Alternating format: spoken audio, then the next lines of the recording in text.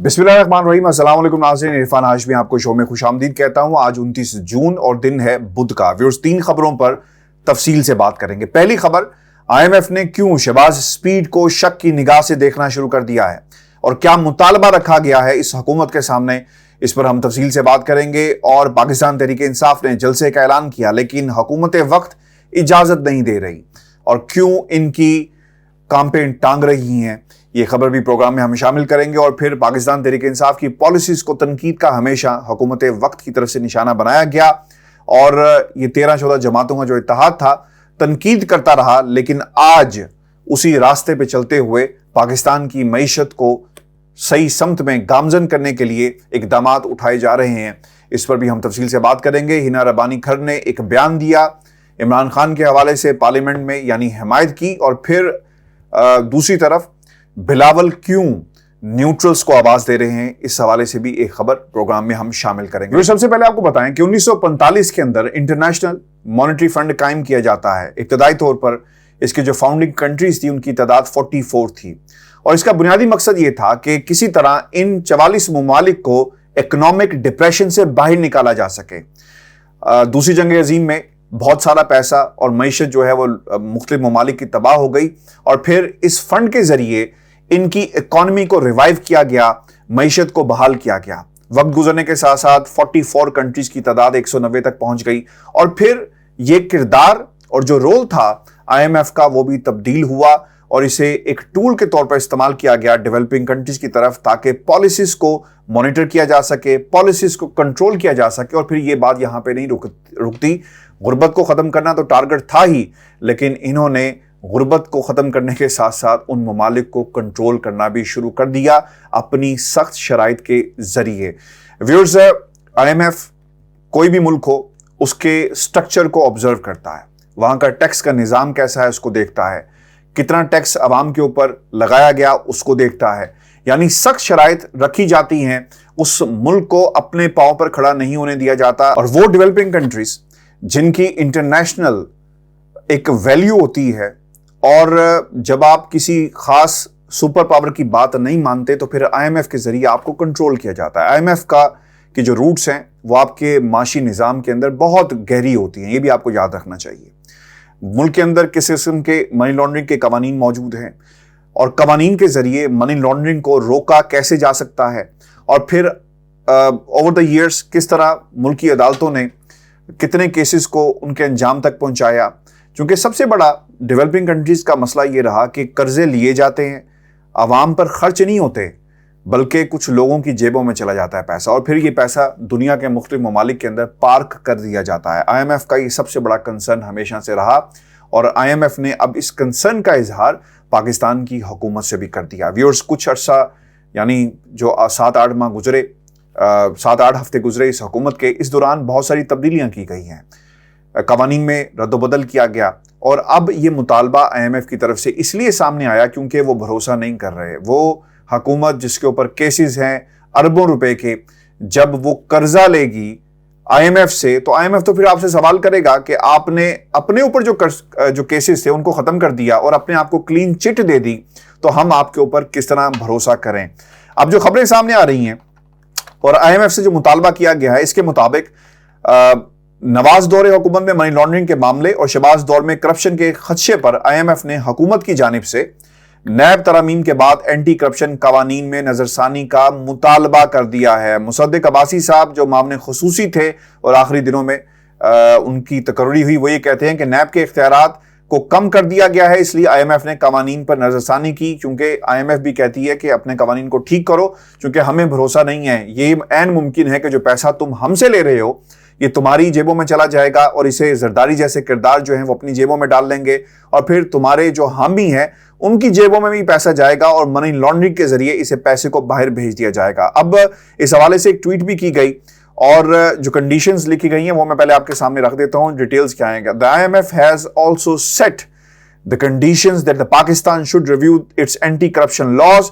The condition has been imposed after the recent amendments to the accountability law that unsettled the global lender। और फिर इसके ऊपर tweet एक की गई है फारूक हबीब साहब की तरफ से, वो ये कहते हैं कि IMF has demanded Pakistan government to review recent changes in it made in the NAB accountability laws. It means NRO2 is not acceptable by IMF. मैं तो इसे NRO2++ कहता हूं, जो दिया गया सब लोगों को क्लीन चिट दे दी गई। अब इसकी बाज़गश्त IMF के ईवानों में भी हो रही है।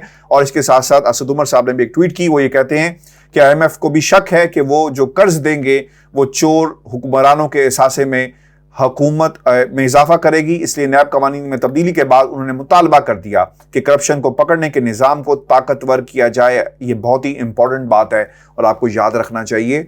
FATF में भी मामलात यही थे, मनी लॉन्ड्रिंग के जरिए पैसा बाहर गया। उनको भी मसला ये था कि जाएं अपने कवानीन को ठीक करें, स्ट्रक्चर को बनाएं। और फिर अब ये जो टीम FATF की आकर यहाँ पर देखेगी, अल्लाह ना करे अगर वो सेटिस्फाइड नहीं होते तो पाकिस्तान का नाम दोबारा जो है वो ग्रे लिस्ट में ही रखा जाए, यानी इसको कंटिन्यू किया जाए। लेकिन जिस तरह की एक सपोर्ट हासिल है इस हुकूमत को अमेरिका की तरफ से, और सेनेटर जो उनके एक हैं जिन्होंने कल बयान भी दिया इमरान खान की हुकूमत के खिलाफ, और एक सपोर्ट नज़र आती है मौजूदा हुकूमत को अमेरिका की तरफ से, चूँकि मामला तो वहीं से ख़राब हुए जिसका जिक्र इमरान खान साहब बार बार कहते हैं। अब सबसे इंटरेस्टिंग बात यह है कि खान साहब रजिस्ट कर रहे थे, खान साहब ने रजिस्ट किया। खान साहब ये कहते रहे कि IMF की शराइत तो हमारे ऊपर भी थी, आम आदमी पर बोझ नहीं पड़ने दिया। टैक्स अगर कलेक्शन होती है तो रियासत होगी माँ के जैसी का जो कॉन्सेप्ट है व्यूअर्स, वो किस लिए होता है? आप तकलीफ में हो तो रियासत का ये काम बनता है कि आपके ऊपर खर्च करें। दुनिया में यानी बरतानिया के अंदर जो फलाही रियासत का कॉन्सेप्ट है जो इमरान खान लेकर आना चाहते थे, वो क्या था? वो यही था कि जब मुश्किल वक्त आएगा तो अवाम पर बोझ नहीं डाला जाएगा। आज 500 रुपये लीटर अगर पेट्रोल हो जाए, बरतानिया के अंदर 500 रुपीज क्रॉस कर चुका है, 2 पाउंड का पेट्रोल पर लीटर बिक रहा है। और बाज़ लोग कहते हैं कि जनाब देखें यहाँ पे पैसे भी तो वैसे ही हैं, महंगाई यहाँ पे भी बहुत होगी। जो गाड़ी 60 पाउंड में जिसका टैंक फिल होता था, आज वो 99-100 पाउंड में चला गया है। तो हालात बड़े ख़राब हैं। Imran Khan was the only leadership जो पाकिस्तान की तारीख में आई जो आम आदमी का सोच रही थी और IMF के सामने खड़ी थी। आज ये तमाम इम्पोर्टेड हुकूमत जो है वो ना सिर्फ ज़मीन बोस हुई है बल्कि इनके खिलाफ IMF ने तहफ़्फ़ुज़ात का इजहार भी कर दिया।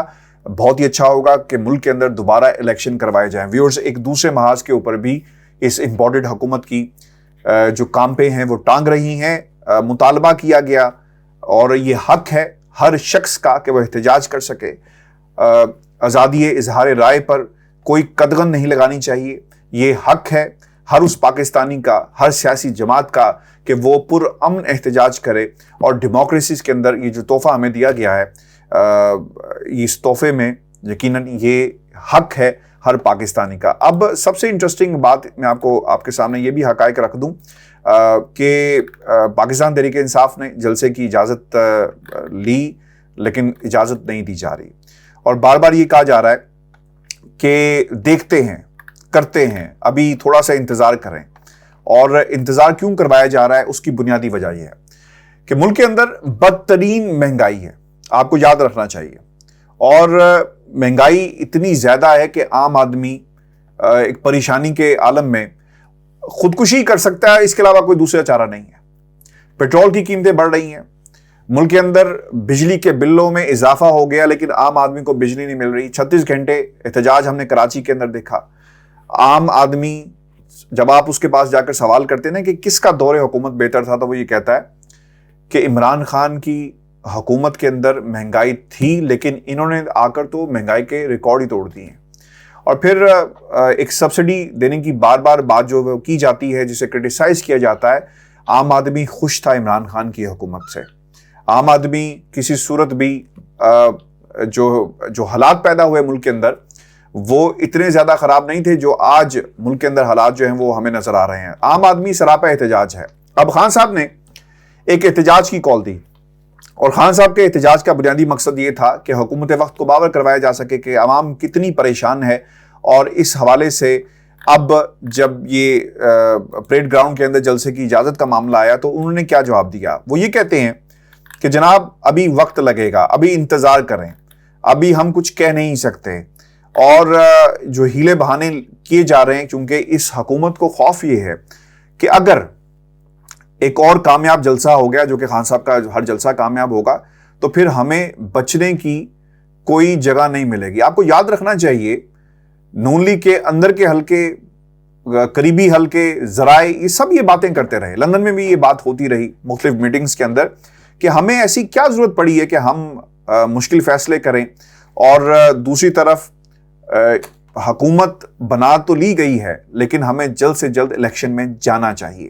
ہمیں کیا ضرورت پڑی ہے کہ ہم ان فیصلوں کے اوپر بیٹھے رہیں اور پھر ملک کی اکانومی کو بہتر کرتے رہیں، کیونکہ ملک کے اندر مہنگائی تھی، اب یہ ملبہ نون لیگ کی حکومت کے اوپر آ گیا. اور فضل الرحمان اور پاکستان پیپلز پارٹی بضد تھی کہ حکومت قائم کی جائے، کیونکہ جتنا بھی اس کا بوجھ ہے وہ نون لیگ کو اٹھانا تھا، اور اب نون لیگ اس بوجھ کو اٹھا رہی ہے، اور اب ان کے لیے فیس سیونگ کی کوئی گنجائش نہیں. وہ صرف یہ کر سکتی ہے کہ وہ جلسے جو مہنگائی کے نام پر ہوں گے، وہ جلسے جس میں عوام مہنگائی کے نام پر باہر آئے گی، غم غصے کا اظہار کرے گی، اور جو سپورٹ عام سینٹیمنٹ ہے، وہ لوگ جو عمران خان کی حکومت کو بھی پسند نہیں کرتے تھے آج وہ عمران خان کی حکومت کو یاد کر رہے ہیں. تو یہ ایک ڈیسائسو فیکٹر ہے جس کا چیلنج اب اس حکومت کے سامنے موجود ہے. اب اسے ایکسیپٹ کریں نہ کریں، ایک ہی صورت ہے، میں بار بار کہہ رہا ہوں، الیکشن کا اعلان کیا جائے، کیونکہ اگر الیکشن کا اعلان نہیں کیا جائے گا تو حالات مزید خراب ہوں گے، کیونکہ بعض لوگ یہاں سے جا رہے ہیں معیشت کے ارستو، جو سمجھتے ہیں کہ شاید وہ اس معیشت کو ٹھیک کر پائیں گے. اسحاق ڈار صاحب پاکستان جا رہے ہیں، لیکن میرا نہیں خیال کہ یہ معیشت کنٹرول میں آ پائے گی. ٹارگٹ کچھ اور ہے، مسائل کچھ اور ہیں، اور اسحاق ڈار صاحب ایک بنیادی کردار، میں خبر بھی آپ کو دے دوں، بنیادی ایک پل کا کام کریں گے، یاد رکھیے گا. کیونکہ شہباز شریف کی کیا بات ہو رہی ہے نواز شریف صاحب نہیں جانتے، اور ان کی پالیسیز اقتدار میں آپ آ جائیں نا تو آپ کا ٹیمپرمنٹ چینج ہو جاتا ہے. کرسی پر آپ بیٹھ جائیں تو بے شک وہ سکا بھائی کیوں نہ ہو، تو پھر آپ کو اس شخصیت کو اور طرح دیکھتے ہیں. تو ایک عدم اعتماد کی فضا ہے. اسحاق ڈار کو پاکستان بھیجنے کا بنیادی مقصد ایک یہ بھی ہے کہ طاقتور حلقوں سے گفتگو کی جا سکے، اور نواز شریف کا راستہ ملک کے اندر واپسی کا کس طرح ہموار کرنا ہے، اس پر کام کرنے کے لیے ڈار صاحب جو ہیں وہ پاکستان جا رہے ہیں. اور معیشت کو بنیاد بنا کر کچھ گارنٹیز دی جائیں گی، لی جائیں گی، اور پھر دیکھنا یہ ہوگا کہ ان کا پاکستان جانا نواز شریف کے لیے کتنا جو ہے وہ فائدہ مند ثابت ہوگا، کیونکہ وہ جا صرف اور صرف معیشت کے لیے نہیں رہے ہیں، بلکہ وہ پاکستان کے طاقتور حلقوں سے ایک برج کا کام کریں گے. اور شہباز شریف جو اس وقت برج بننے کی کوشش کر رہے ہیں، ان کو سائڈ پہ کیا جائے گا اور پھر وہ ڈائریکٹ رابطے میں آ جائیں گے. ویورز، آپ کو یہ بتاتے چلیں کہ پاکستان تحریک انصاف کی پالیسیز کو 13-14 جماعتیں مل کر کرٹیسائز کرتی تھی کہ یہ روس سے تیل لینے گئے، لے کر آ جاتے 30% تیل. آج کیا ہو رہا ہے؟ پہلی بات، لیوی، اس میں 50 روپے اضافے کی منظوری جو ہے وہ دے دی گئی ہے قومی اسمبلی کی طرف سے، اور اب یہ ہر مہینہ اس میں اضافہ کیا جائے گا، اور پیٹرول پرائسز 300 روپے تک چلی جائیں گی، یاد رکھیے گا. اور یہ اس کا امپیکٹ پاکستان کی ہر صنعت کے اوپر آئے گا، انڈسٹری کے اوپر آئے گا. جب انڈسٹری پہ آئے گا تو چیزیں مہنگی ہوں گی، جب چیزیں مہنگی ہوں گی تو عام آدمی کے اوپر مزید بوجھ پڑے گا، مہنگائی میں اضافہ ہوگا، اور لوگوں کی جو خریدنے کی جو قوت ہے وہ بری طرح متاثر کیا بلکہ ختم ہی ہو جائے گی. اب شہباز شریف صاحب نے ایک اور بڑا زبردست کام کیا ہے. مجھے یہ بات تو خیر IMF کے ساتھ کرنی چاہیے تھی، لیکن یہ ریلیونٹ ہے جو ملک کے اندر مہنگائی اس کے حوالے سے، اور پاکستان تحریک انصاف کی حکومت کو جو کرٹیسائز کرتے تھے، آج وہی تیل خریدنے کے لیے ایک فیزیبلٹی رپورٹس تیار کی جا رہی ہیں، مختلف ریفائنری سے بات کی جا رہی ہے، اور جو پیٹرولیم منسٹری ہے وہ خط لکھ رہی ہے کہ خام تیل ہمیں ملے گا، اس میں جو آپ کے مڈل ایسٹ سے جو ملتا ہے اس میں، اور رشیا سے جو ملتا ہے، کتنا خرچہ آئے گا ریفائنری کے اندر، اور جو ریفائنریز اگر ڈائریکٹ خریدتی ہیں تو پھر کیا کاسٹ پڑے گی. تو یہ تمام چیزیں کیلکولیٹ کی جا رہی ہیں. آج پاکستان تحریک انصاف کی پالیسیز کو مانا جا رہا ہے، آج ان ماڈلز کو فالو کیا جا رہا ہے جس کے اوپر یہ حکومت پاکستان کی عوام کو ایک جھوٹا بیانیہ پیش کرتی رہی. آج انہی کی پالیسیز کے اوپر چلنے کی ایک یہ ایکٹنگ کی جا رہی ہے، حالانکہ جو اوریجنل ڈرافٹ ہے وہ پاکستان تحریک انصاف کا ہے، اوریجنل اسکرپٹ ان کا ہے، جس کے اوپر یہ جو جعلی فلم اور جعلی کردار جو ہیں وہ ایک بھونڈی قسم کی ایکٹنگ اس وقت کرتے ہوئے آپ کو دکھائی دیتے ہیں. شہباز شریف صاحب نے ایک اور اعتراف کیا ہے، اور یہ IMF کے کہنے کے اوپر بجٹ میں تبدیلیوں کا اعتراف ہے. اور وہ یہ کہتے ہیں کہ جب سوال ان سے کیا گیا تو اس پر انہوں نے اظہار خیال کرتے ہوئے کیا کہا. وزیر مملکت ہے خزانہ عائشہ غوث، وہ یہ کہتی ہیں قومی اسمبلی میں کھڑے ہو کر کہ ہم تسلیم کر رہے ہیں کہ IMF کی وجہ سے بجٹ میں تبدیلیاں لائی گئی. اور انہوں نے یہ بھی کہا کہ IMF سے گزشتہ حکومت کے معاہدے پر ہی عمل کیا جا رہا ہے، گزشتہ حکومت نے معاہدوں پر عمل نہیں کیا. یہ تو خیر اب جھوٹ ہے. خان صاحب راستے میں ایک دیوار کا کام کر رہے تھے, کھڑے رہے چٹان بن کر کہ میں پرائسز کو نہیں بڑھاؤں گا, تم نے جو کچھ کرنا ہے کر لو. اور پھر وہ یہ بھی کہتی ہیں کہ ایسا نہیں کہ ہمیں معلوم نہیں تھا کہ آگے کیا ہوگا, ہم IMF کے پریشر میں بھی نہیں. 80% ترامیم براہ راست ٹیکسوں سے متعلق کی گئی ہیں. ہمارا مقصد امیر پر ٹیکس لگانا اور غریب کو ریلیف دینا ہے. پیٹرول مزید مہنگا کرنے کی تیاری کر لی ہے. پیٹرولیم مصنوعات پر 50 روپے فی لیٹر لیوی عائد کرنے کی ترمیم بھی, جس کا میں نے پہلے بھی ذکر کیا, منظور کر لی گئی. لیکن یہ جو اعتراف ان کی طرف سے کیا گیا کہ ہم بار بار بجٹ کے اندر جو تبدیلیاں لا رہے ہیں, اس کی بنیادی وجہ جو ہے وہ IMF ہے. ویورز, آپ کو یہ بتاتے چلیں کہ ہنا ربانی خان نے پارلیمنٹ کے فلور پر کھڑے ہو کر عمران خان صاحب کی تعریف کی, اور وہ کہنا تو چاہتی تھی کہ تھینکس ٹو عمران خان اور ان کی پالیسیز کا کہ پاکستان FATF کے معاملے کے اوپر جہاں پر کھڑا ہے, لیکن وہ یہ کہہ نہیں سکی. ان کی جو پوری باڈی لینگویج تھی وہ اس بات کی ایک شکست خوردہ اور ایسی باڈی لینگویج تھی ان کی جس سے صرف اور صرف ہار جھلک رہی تھی. وہ کہتے کہتے رہ گئی اور انہوں نے ان الفاظ میں کہا کہ حکومت کوئی بھی ہو, ریاست کو کریڈٹ جاتا ہے. اب ریاست سے مراد کیا ہے؟ حکومت وقت تھی جو اس وقت عمران خان کی تھی, اور وہ الائنس تھا جو پاکستان کے طاقتور حلقوں کے ساتھ تھا کہ ہم اس پوزیشن پر پہنچ سکے جس پر FATF نے ہماری گزارشات کو مانا, ہماری انتھک کوششوں کو مانا, ہماری جو کارکردگی تھی اس کو تسلیم کرتے ہوئے ہمارا نام وہاں سے نکالنے کی حامی بھری, بشرطے جو ٹیم نے فزیکلی جا کر چیک کرنا ہے. اور دعا کریں, ہاتھ اٹھا کر میں کہتا ہوں کہ دعا کریں. انہیں جو IMF نے پریشر ڈال دیا ہے شہباز سپیڈ کے اوپر کہ آپ ریویو کریں ان تمام پالیسیز کو, قوانین کو, یہی بات یہ ٹیم نے اگر کر دی تو پاکستان کی, عمران خان کی جتنی بھی محنت تھی وہ صفر کی صفر ہو جائے گی.